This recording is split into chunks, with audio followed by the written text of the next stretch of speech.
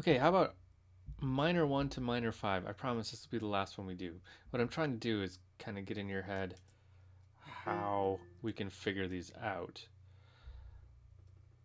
So, minor 1, let's do good old A minor.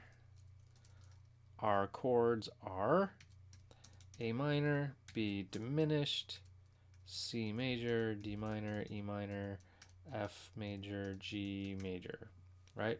Now, assuming no modifications to that. So we don't have a raised leading tone or anything like that.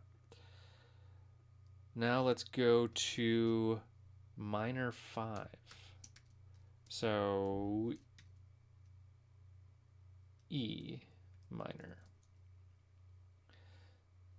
So E minor is going to be E minor, F sharp diminished, G major, A minor, B minor, C major, D major. Okay, so minor 1 to minor 5. What do we have in common? Let's see, A minor. So we're going to have A minor and E minor in common. Most of the time, you're going to have the tonic of each key in common, unless you're doing something really strange. So A minor, B diminished, nope. C major is in common. D minor is not in common. E minor is in common. F is not in common. G major is in common. So we have 1, 2, 3,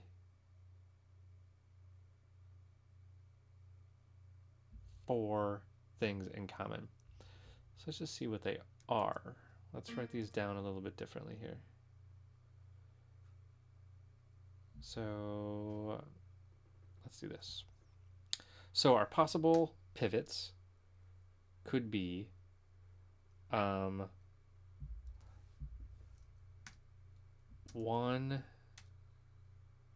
2, let's see, how should I do this? Let's do it like that. No. I'm just going to use a hyphen. 1 and, so that's A minor and A minor. So in E, A minor is 4. So 1 and 4. Not B, C major, so 3 and 6.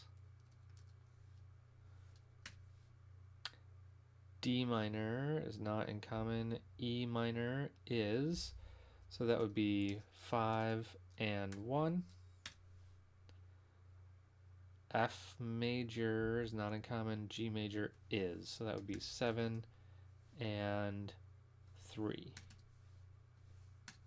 Okay, so here's our possible pivot chords. So what's going to be the best?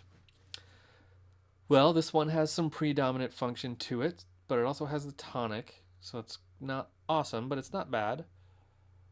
3 and 6. 6 has some predominant, but 3 doesn't give us very much ammo here.